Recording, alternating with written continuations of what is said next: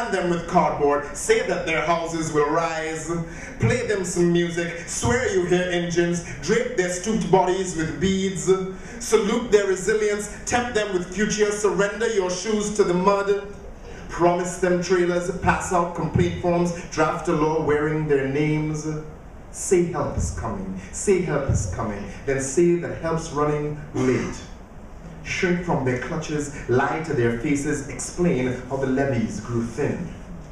Mop up the vomit, cringe at their crudeness, audition their daughters for rape. Stomp on their sleeping, outrun the gangsters, pass out American flags. DMAT staff working in deplorable conditions. The sooner we can get the medical patients out, sooner we can get them out. Breathing bladed, blood tinged black, their stark diseases mystify, ooze unbridled. Heat stuns their grip on history, so they keep attempting to walk back into remembered days of weather that never grew more difficult than rain. They crave the rain of simple delta when skinned pig, peppered collards, and a bottle of red heat signal the day gone right. So they keep trying to walk, to force their feet into the now obscenity of a straight line, to begin with that first blessing, forward, forward, not getting the joke of their paper shoes, not knowing the sidewalks are gone. The response from Michael Brown. Thanks for the update. Anything specific I need to do or tweak?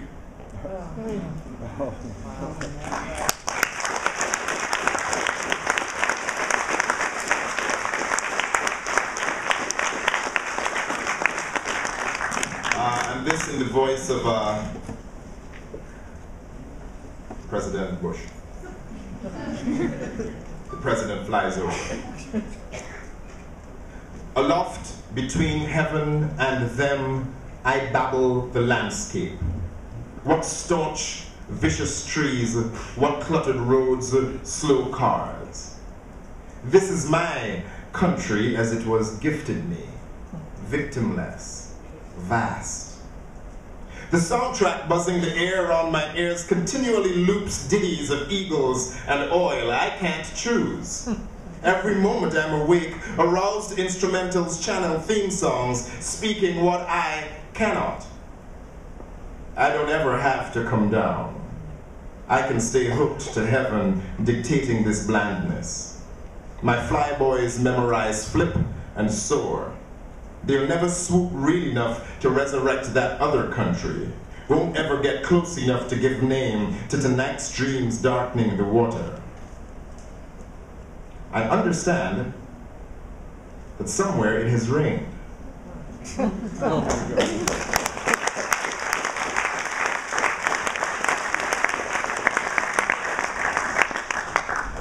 you. So I'm going to read a bunch of poems from Gully and a bunch of new poems, some of which are, less than a couple of weeks old. Gully is a book about cricket. Don't run out of the room yet. I grew up as a fan of cricket, and in the 80s, when I was a teen, the West Indies cricket team dominated international cricket like it had never been dominated before. So the first half of the book, Gully is a fielding position in the game, is about what it was like to be young and black at a time when black men dominated this white, colonial, gentleman's sport. The second half of the book is kind of about the immigrant translation. Now that 20 years later, I am also a black American, what Gully means within that context. So there are, big ups to Obama and Frida Kahlo and Lil Wayne and all kinds of things. In my 20s, for 6 years, I worked in a synagogue. This poem is about that. It's called Allegory of the Black Man at Work in a Synagogue. My name is Roger Anthony Bonair-Agard. My name is a myth of its own creation. My name is given me by an anxious history. The meat of it is always about loss and return. I was born between two rivers in a valley of a shadow of blackness. My name means famous spear. It is Old German. It is the purview of warriors. My name means priceless. It is Old Latin. It is the purview of kings. My name means beautiful one. It is Old French. I wear it like a sixth finger. When I was 23, I managed the records of membership and death. Membership and death bear their own names. They keep mine locked in the safe of their own mythology. So when the old man says, fuck you, I say my name means free to go about my own business. They came to me with solemn voices to purchase plots, to give them seats in the temple. They did not recognize my name. Are you French? Are you a Jew? Are you black? May I speak to someone white? They came to me with celebration. This is my son David. This is my daughter Rebecca, Rosenbaum, Miller, Tish, Mandel. They brought me their tithings of laughter, history, wine, hubris, hate. I gathered them onto me to make myself new armor. My name is the firstborn son of a single mother. She is always a basket on a river. She's named after a beautiful boy. She holds on to me like a promise. She gave me literature and the love of all things holy. And rum is holy. And dominoes are holy. And the smell of night-blooming jasmine is holy. She adorns her walls with a crawl of bougainvillea, and these too, holy. During the high holy days, they come to me for seats in the temple. They come to me without knowing my name. They come to me without knowing the meanings of likeness and image. But they offer me bottles of wine and courtside seats. They do not speak to me if I do not have a name tag. They do not look long enough to see the name tag. My name means invisible. It does not belong to me. My name means holder of seats which are closest to God. My name means holder of land which is closest to death. I'm 23 years old. I'm a litany of violence. I am moon on a dance floor. They advise me like their own son. They urge me back to school. They urge me back into the carapace of my own mind. My name means guardian. It is Old Norman French. My name means elaborate caskets and endowments for the temple. I'm 26 years old. I do not know my name. I am untethered as a cloud. They come to me with new ways to talk about race. They come to me with words and new literatures. My mother's name means music, means builder of things. She gave me fists and a fencer's tongue. My name means builder of things. They come to me with poetry. It is the purview of the lost. Thank God they have come. My name means hunger. My body means hunger. I'm a litany of hunger. All these poems. Hunger.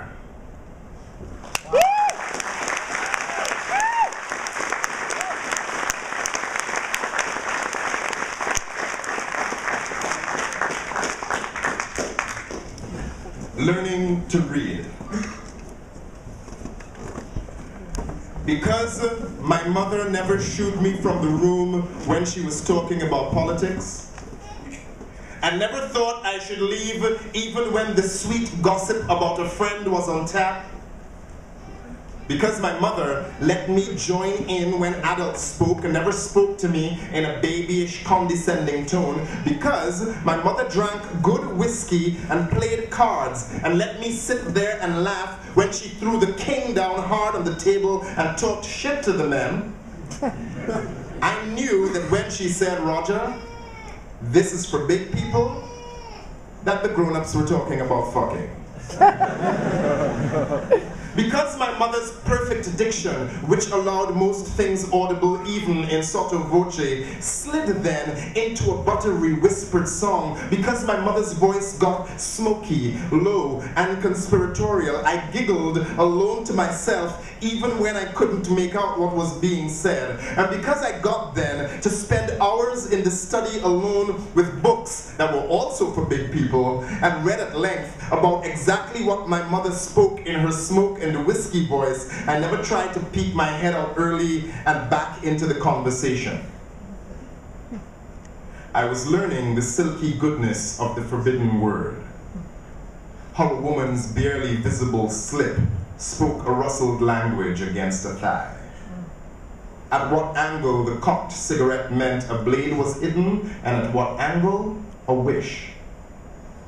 My mother taught me through the genius of banishment and access all at once that language was a joy to share, to withhold, a power to wield. Whether the language was her deep, resonant call for me to come in from the streets at twilight, a measured question about my studies, or, alone amongst books, the gradual knowing that a woman's legs in the crossing spoke gunshot, refusal, heat.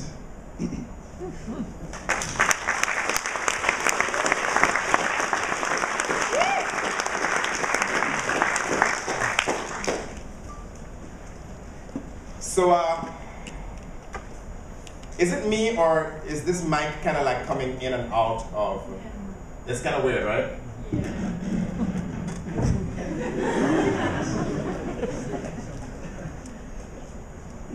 So, last year, an entirely black penguin was discovered in Antarctica.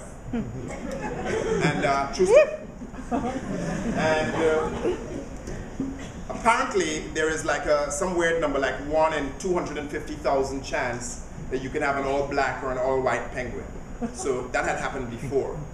But the media's response to it was mad crazy, right? So that the epigraph of the poem is going to be excerpted from the Reuters news report about the penguin's discovery, and then the poem, right?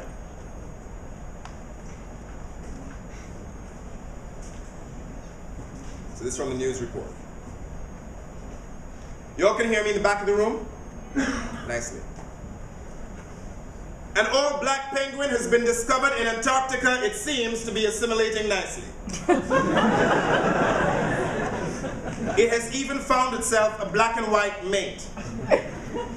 Recently discovered all-black penguin seems unafraid to defy convention. Biologists say that the animal has lost control of its pigmentation.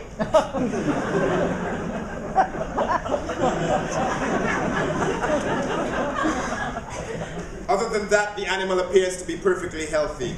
Look at the size of those legs, said one scientist. It's an absolute monster. The all-black penguin speaks. 17 facts you did not know about me. 1. I was born here, raised here, met my mate, and warmed my eggs here. 2. Fully 10 seasons passed before you noticed me. Don't make up theories now, Johnny come lately. 3. Penguins are colorblind. 4.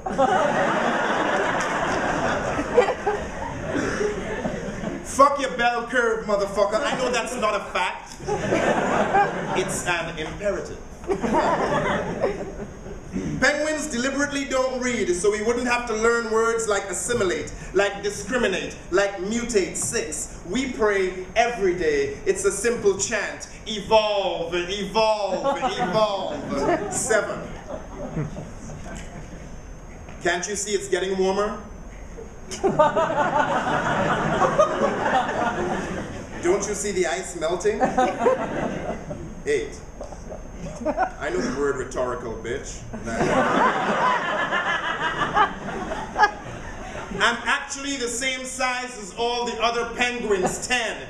You suffer from ocular negrophobia, the condition in which all black things look really large and scary. Yes.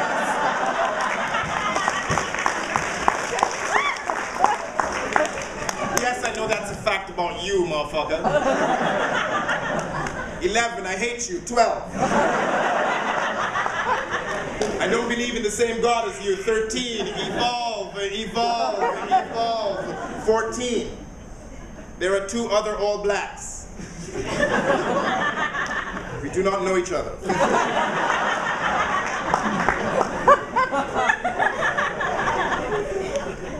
I'm prettier than you. 16.